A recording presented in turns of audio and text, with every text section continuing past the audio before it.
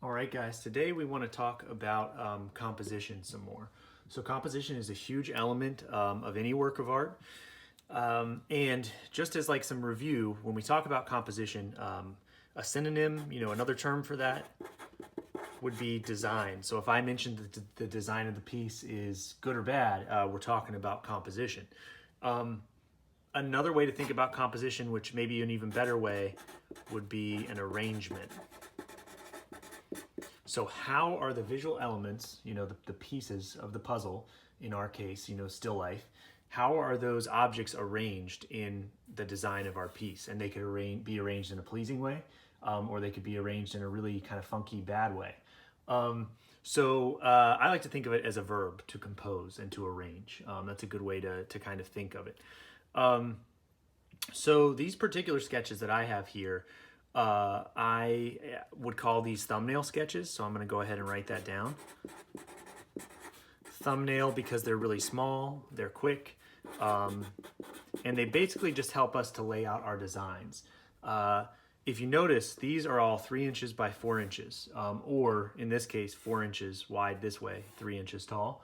The reason I do that is because our 18 by 24 paper, it's kind of a standard size, and this is a direct ratio. 3 by 4 is a direct ratio to 18 by 24.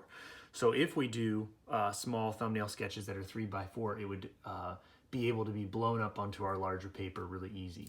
Why are thumbnail sketches important when we do our designs?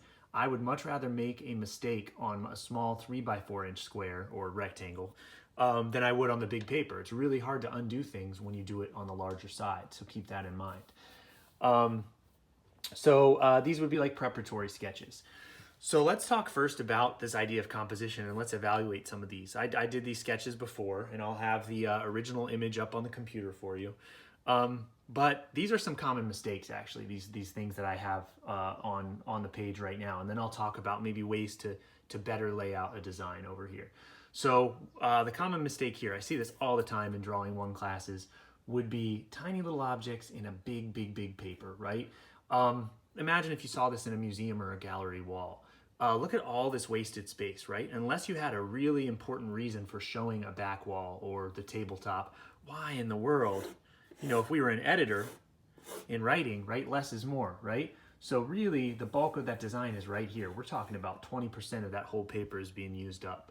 And you see that all the time. So that's something to avoid. You want to blow those objects up larger in your design to add more interest. And so really you can see more detail so we can show people what's important about these things. So let's move on to the second one. What's going on here? So one, the objects are bigger. I think that's better. We've got 50% to 60% of the page taken up with objects. That's not bad. But this is what I would call kind of a bottom-heavy design.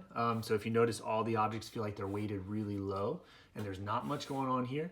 A lot of times I tell people too, it's kind of, you're putting these objects off in the corner. Nobody puts lemon, this is a lemon over here, nobody puts lemon in the corner, right? It's kind of awkwardly cropped off in that edge.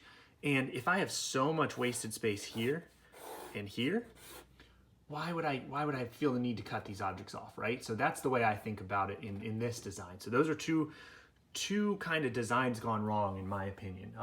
And then what I'm going to try to do is lay that out in this particular still life in a slightly more pleasing way. And I'll do that right in front of you to show you some of the tools that we would use here. So the first thing that I've done is I've actually very lightly, if you can see it, sketched out lines that correspond to about 1/3 of the way across the image. So I've just kind of ballparked for myself 1/3 of the way over, and I've drawn a light line, a vertical line down, roughly 1/3 from there.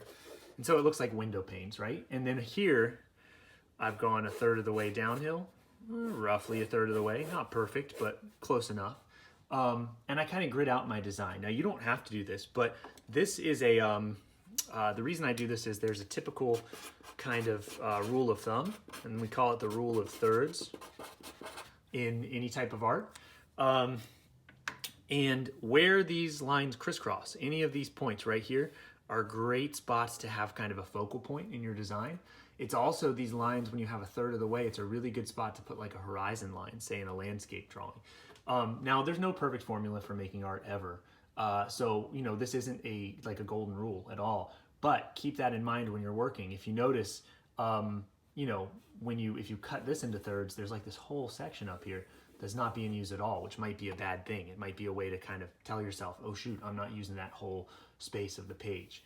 So when I look at my design, I'm going to take a quick look. The thing I notice first is that these objects are grouped in a way, I'm going to just draw lightly over this one. It's kind of like, it's lopsided, but a pyramid style form, a triangle roughly, right? That outer edge of all of the shapes put together. Here, let me draw that a little bit darker just so you guys can see what I'm looking at. It's roughly some sort of a skewed pyramid or triangle.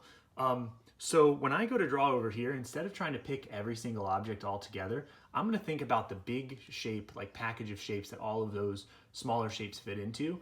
And this is sometimes called like an envelope or envelope method, because it's like we're building an envelope for all those objects to sit into. And I'll show you what I mean here. So if I look at my photo, which I'm looking at right now over my shoulder, I'm going to start to look at, okay, I don't want my objects to go much lower than here in my design. That's where the lemon and the base of the cylinder would sit. Now there's kind of a tall triangular pyramid shape that comes up, something like this, and that's where that apple's going to sit, way up toward the top. So if you notice, what I've already done is I've kind of centered this envelope in the design in a pleasing way to where all of the objects, hopefully if I can make them work, are going to fit nicely. And if you look, I've kind of activated all the way to the top, to this edge, toward the bottom, and all the way to this edge. So that's a good place to start for myself. Now next, I'm going to really loosely, gesturally start to plant things in here. So I'm going to look into where the lemon might sit, one of the lowest things in my design. Hey, check this out, lemon, star character, right on that line where this third and this third kind of meet. So that's a good sign for me already, because that's a focal point for sure. Lemon a little higher up on the ground is my cylinder. I want to make sure that I plant the cylinder with a little bit of wiggle room so that it's not rolling off the page or anything like that. Okay, cylinder roughly, I'm just guesstimating here, doing my best judgment, looking at where things overlap. So now I'm thinking about that metallic cup. It's like a copper cup, and where it might sit, somewhere back here in the distance. And then on top of that metallic cup, okay, hopefully you guys can see this. I'm trying to draw kind of on the light side. So now we've got an apple that sits right on that copper cup. Now what I haven't done is I haven't gone crazy with measuring and making sure that all of these objects are perfect. And we're going to get into that, measuring tools that make sure that everything corresponds to each other in a really good way, that all of these are laid out nicely. But really quick, I'm going to darken my lines just a bit. Check this out. Now, I'm not saying that my spaces are perfect, because I don't think they are yet. I'd have to measure a little bit.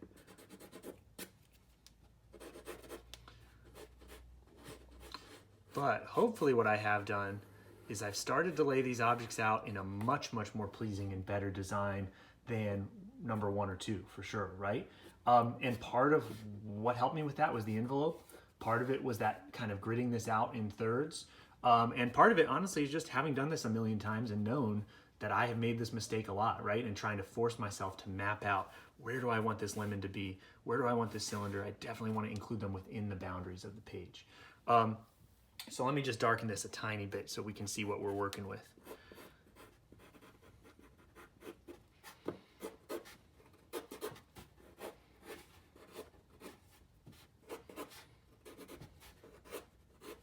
Okay, now this is going to be much sketchier because I'm trying to speed this up for you so you guys don't go to sleep on me here.